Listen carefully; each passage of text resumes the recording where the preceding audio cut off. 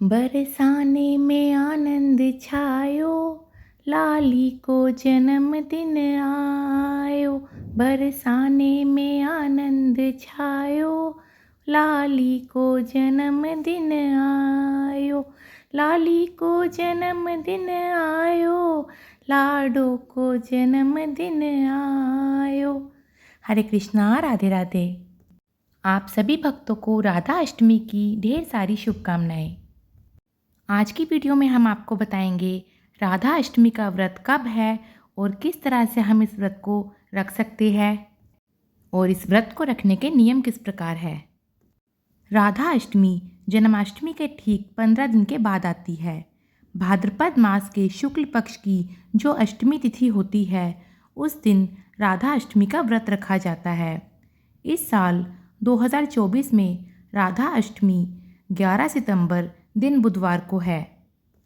जैसा कि हम सभी जानते हैं, राधा रानी का जन्म नहीं हुआ था, वह प्रकट हुई थी कमल के फूल से।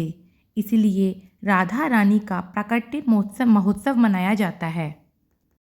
राधा अष्टमी पर व्रत करना बहुत ही फलदायक होता है। इस व्रत के बिना जन्माष्टमी व्रत अधूरा माना जाता है। जैसे भगवान कृष्ण राधा रानी के बिना पूर्ण नहीं है, वैसे ही राधा अष्टमी व्रत के बिना जन्माष्टमी का व्रत भी अपूर्ण ही होता है। और अगर आप भगवान श्री कृष्ण को पाना चाहते हैं तो राधा रानी की सेवा, पूजा, श्रृंगार, व्रत आदि जो भी आपसे बन सके ज़रूर करें, क्योंकि राधा रानी के चरणों में समर्पण करने से ही भगवान श्री कृष्ण बहुत शीघ्र अपने भक्तों के अधीन हो जाते हैं। तो आइए अब जानते हैं राधा अष्टमी का व्रत किस प्रकार रख सकते हैं। राधा अष्टमी व्रत करने के 3 तरीके हैं, जिनमें से पहला है, जैसे कि अष्टमी तिथि पर राधा रानी का प्राकट्य दिवस मनाया जाता है तो सप्तमी के दिन आप व्रत कर सकते हैं। जैसे 11 सितंबर को राधा अष्टमी है तो 10 सितंबर को आप व्रत करें और 11 सितंबर को सुबह 4 बजे राधा रानी का अभिषेक करें, उनका श्रृंगार करें, आरती करें तथा जो भी भोग आपने बनाया है उसे समर्पित करके फिर उनके चरणामृत से अपने व्रत का पारण करें। अब जानते हैं दूसरा तरीका। राधा अष्टमी वाले दिन सुबह संकल्प के साथ व्रत प्रारंभ करें और पूरे दिन व्रत का पालन करें। फिर शाम को संध्या के समय पूजा आरती के बाद राधा रानी को भोग प्रसाद समर्पित करके उसी प्रसाद से अपने व्रत का पारण करें। अब जानते हैं तीसरा तरीका।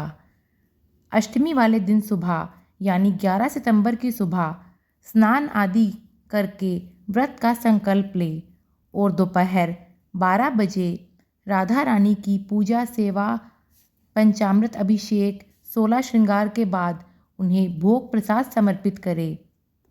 फिर उसी पंचामृत और भोग प्रसाद से अपने व्रत का पारण करें।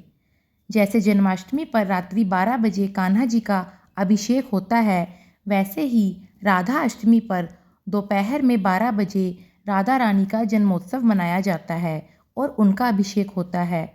तो इन 3 तरीकों में से आप किसी भी तरह से राधा अष्टमी का व्रत कर सकते हैं। और यदि आप किसी संप्रदाय से जुड़े हैं तो उन्हीं के नियमों के अनुसार आप व्रत करें। यदि आपके पास राधा रानी नहीं है तो आप लड्डू गोपाल का पंचामृत अभिषेक इस दिन करें तथा उन्हें ही राधा रानी के रूप में श्रृंगार करें। और यदि राधा रानी और कान्हा जी आपके पास दोनों हैं तो दोनों का पंचामृत अभिषेक करें और दोनों को साथ में सभी सेवाएं दें। इस दिन आप उन्हें नीले रंग के वस्त्र ही पहनाएं, क्योंकि राधा रानी का सबसे प्रिय रंग है नीला। इसलिए राधा रानी को एक नाम से नीलांबरी भी बुलाया जाता है। राधा अष्टमी भी उसी धूमधाम से मनाए जैसे कृष्ण जन्माष्टमी मनाते हैं, क्योंकि ऐसा करने से राधा रानी की कृपा के साथ साथ हमारे ठाकुर जी भी हमसे बहुत अधिक प्रसन्न होते हैं। तो राधा अष्टमी के दिन सुबह में आप जैसी सेवाएं रोज़ाना देते हैं उसी तरह से दे, परंतु दोपहर 12 बजे राधा रानी या लड्डू गोपाल जो भी विग्रह आपके पास है उनका पंचामृत अभिषेक ज़रूर कराएं। और उन्हें नीले रंग के वस्त्र ही धारण कराएं। और यदि संभव हो तो आप कमल का फूल इस दिन राधा रानी को ज़रूर समर्पित करें, क्योंकि कमल का फूल राधा रानी को अत्यधिक प्रिय है और उनका जन्म भी कमल के फूल से ही हुआ था। इसके अलावा आप भोग में राधा रानी को खीर पूरी आदि कुछ भी व्यंजन समर्पित करें, परंतु विशेष रूप से इस दिन अरबी की सब्जी का भोग राधा रानी को लगाया जाता है। तो इस तरह से आप राधा अष्टमी का व्रत ज़रूर करें। राधे राधे। जय श्री कृष्णा।